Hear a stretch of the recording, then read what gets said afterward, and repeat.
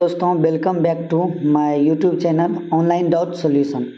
आज पढ़ने वाले हैं सब्जेक्ट राजनीतिक विज्ञान का लेसन 1, जो कि हमारा है लोकतंत्र में सत्ता की साझेदारी। तो हम इस चैप्टर से आपके लिए VVI ऑब्जेक्टिव क्वेश्चन लाए हैं, जो कि 2024 के लिए बहुत ही इम्पोर्टेंट साबित होगी। तो अगर कोई हमारे चैनल पे नए हैं तो सबसे पहले हमारे चैनल को सब्सक्राइब करें और बगल में जो घंटा का निशान होगा उसको ऑल करके प्रेस कर दें। तो चलिए आज का वीडियो हम शुरू करते हैं, ठीक है। तो आज का पहला हमारा क्वेश्चन हमारे सामने है कि सांप्रदायिक राजनीतिक आधारित होता है। तो हमारा सांप्रदायिक राजनीतिक आधारित किस पे होता है, हमको ये जानना है। तो हमारा जो सांप्रदायिक राजनीतिक आधारित होता है, तो पहला जो हमारा ऑप्शन निकल के आता है वो है धर्म पे, दूसरा आता है जाति पे, तीसरा आता है क्षेत्र पे और चौथा आता है इनमें से कोई नहीं। तो हमारा कौन सा आंसर सही राइट निकल के आएगा? तो हमारा जो राइट आंसर निकल के आएगा वो है हमारा ए, यानी कि धर्म पे आधारित। हमारा जो सांप्रदायिक राजनीतिक आधारित होता है वो होता है हमारा धर्म पे। तो आगे का क्वेश्चन बढ़ते हैं। क्वेश्चन नंबर दो में हमें कह रहा है कि वर्तमान में नेपाल की शासन प्रणाली क्या है। तो हमको जानना है कि वर्तमान में नेपाल की शासन प्रणाली क्या है।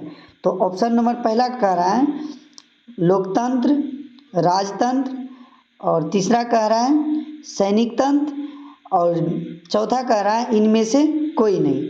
तो हमारा इनमें से कौन सा ऑप्शन सही होगा?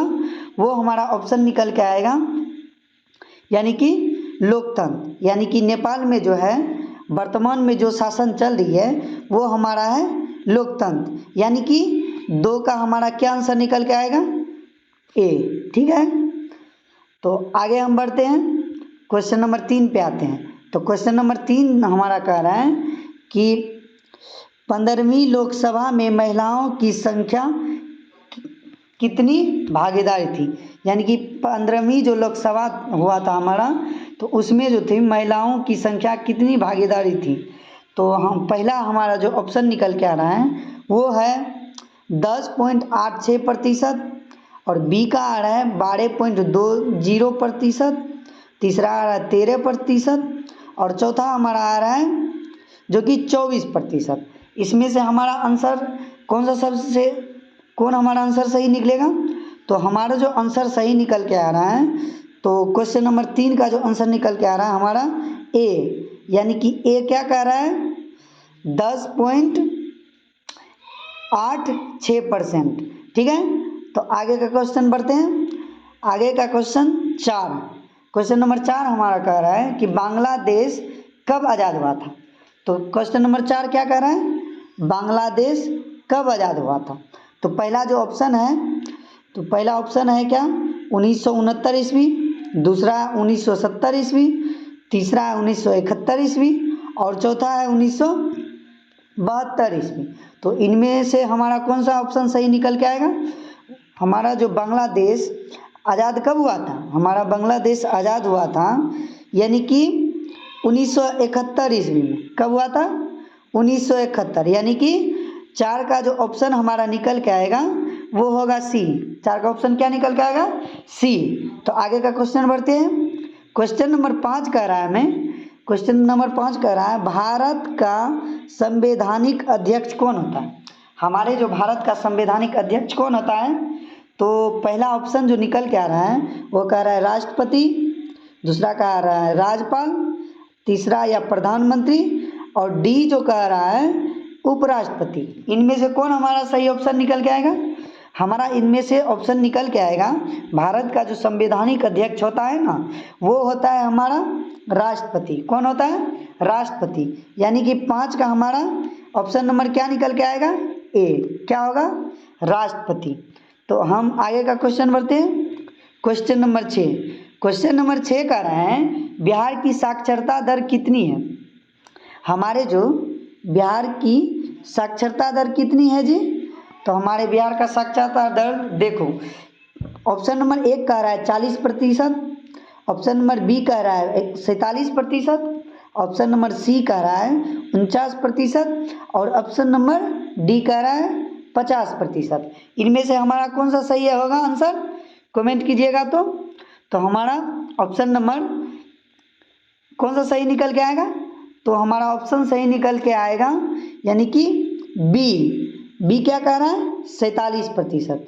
तो बिहार में जो है साक्षरता दर कितनी है 47%, यानी कि 6 का जो ऑप्शन निकल के आएगा हमारा बी निकल के आएगा। तो क्वेश्चन नंबर 7 पे चलते हैं। क्वेश्चन नंबर 7 हमारा कह रहा है श्रीलंका के बहुसंख्यक समुदाय की भाषा क्या है।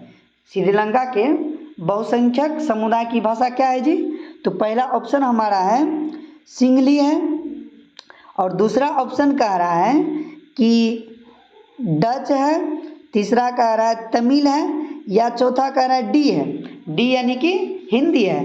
तो हमारा सही उत्तर क्या निकल के आएगा, जो श्रीलंका में जो है ना बहुसंख्यक समुदाय, उसका भाषा जो है हम सभी को पता है, क्या पता है, तो वो क्या है सिंगली है, यानी कि 7 का हमारा ऑप्शन नंबर क्या निकल के आएगा सही, ए निकल के आएगा, अर्थात कौन सा भाषा है सिंगली भाषा। तो आगे क्वेश्चन नंबर 8 पे चलते हैं। क्वेश्चन नंबर 8 हमारा कह रहा है कि डरबन में नस्ल भेद विरोधी सम्मेलन कब हुआ था। तो क्वेश्चन नंबर 8 क्या कह रहा है, डरबन में नस्ल भेद विरोधी सम्मेलन कब हुआ था। तो ऑप्शन नंबर ए हमारा कह रहा है कि 1980 में, बी कह रहा है 1990 में, सी कह रहा है 2001 में, डी कह रहा है 2009 में। तो सही ऑप्शन क्या होगा जरा बताइएगा। तो 8 का जो हमारा ऑप्शन निकल के आएगा सही, वो होगा हमारा सी, यानी कि सी क्या कह रहा है, सी हमारा कह रहा है कि 2001 ईस्वी, क्या 2001 ईस्वी। तो डरबन में जो नस्ल विरोधी सम्मेलन हुआ था 2001 ईस्वी में हुआ था। तो 8 का आंसर क्या निकल के आएगा, ऑप्शन नंबर सी, यानी कि 2001 ईस्वी। तो आगे का क्वेश्चन बढ़ते हैं, क्वेश्चन नंबर 9। तो क्वेश्चन नंबर 9 में कह रहा है कि भारत में बहुसंख्यक आबादी है। तो हमारे भारत में जो है बहुत संख्या में आबादी किसकी है जी, तो पहला नंबर ऑप्शन निकल के आ रहा है, ऑप्शन नंबर ए कि सिख समुदाय की, ऑप्शन नंबर बी बोल रहा है मुस्लिम समुदाय की, ऑप्शन नंबर सी बोल रहा है हिंदू समुदाय की, या ऑप्शन नंबर डी बोल रहा है ईसाई समुदाय की। तो बताइएगा कौन सा ऑप्शन हमारा सही होगा।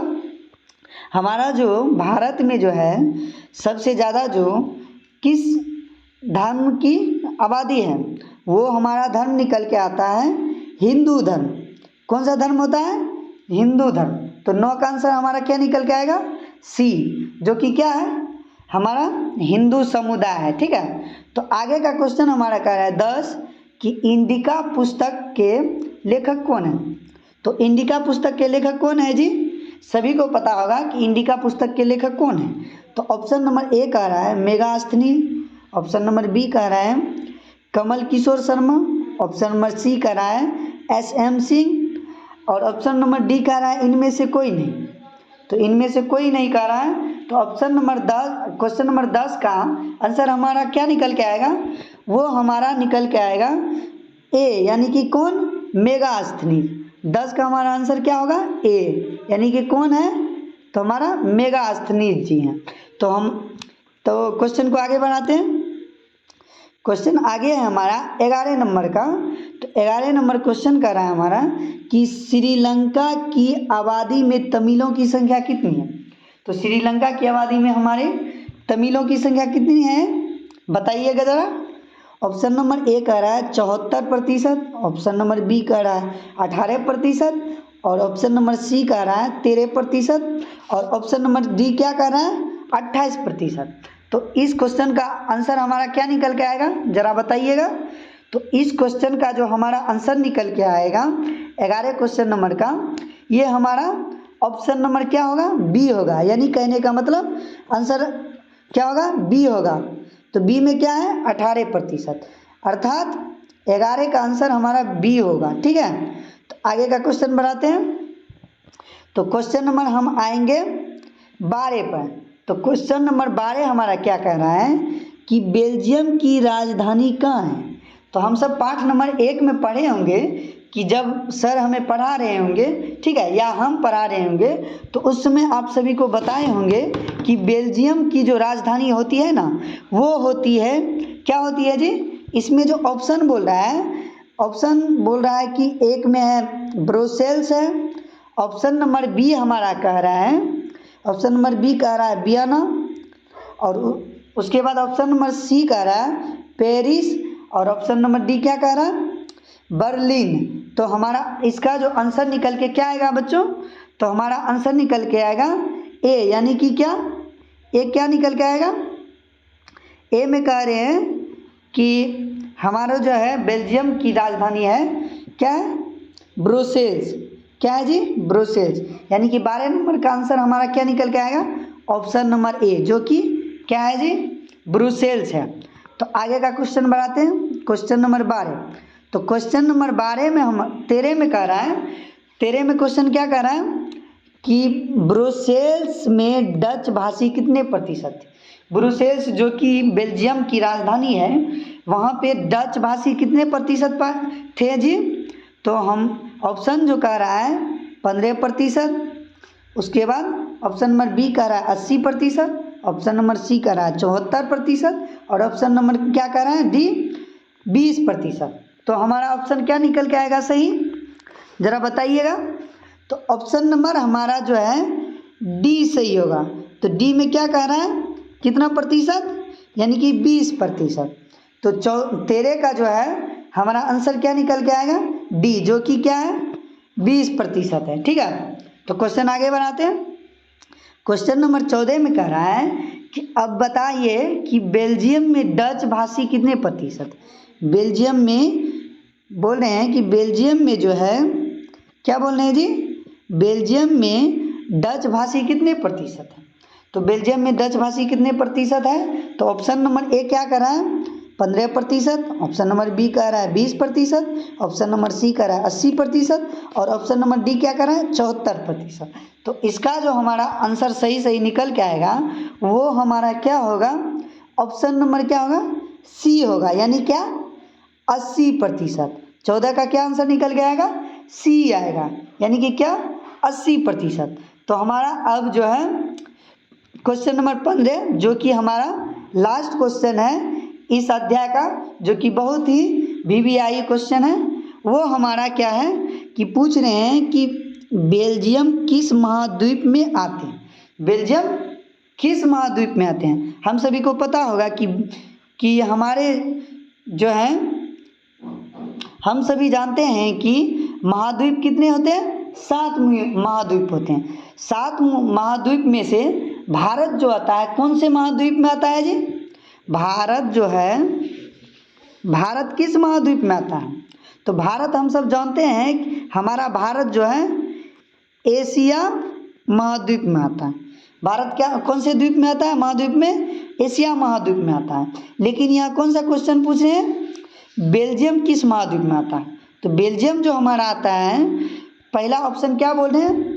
एशिया महाद्वीप, दूसरा बोल रहे हैं यूरोप महाद्वीप, तीसरा बोल रहे हैं अफ्रीका महाद्वीप, और चौथा जो डी नंबर है वो बोल रहे हैं ऑस्ट्रेलिया महाद्वीप। तो हमारा जो इस क्वेश्चन का सही आंसर निकल के आएगा वो हमारा होगा यूरोप। वो हमारा क्या होगा? यूरोप महाद्वीप होगा। तो क्वेश्चन नंबर 15 का क्या आंसर निकल के आएगा? यानी कि ऑप्शन नंबर बी निकल के आएगा। ऑप्शन नंबर क्या निकल के आएगा? बी, जो कि यूरोप है। तो आज का हमारा सेशन यहीं पे समाप्त होता है। अगर वीडियो अच्छी लगी हो तो वीडियो को लाइक, कमेंट, शेयर ज़रूर करें। तो मिलते हैं अगले दिन, तब तक के लिए have a nice day, God bless you, thank you, धन्यवाद।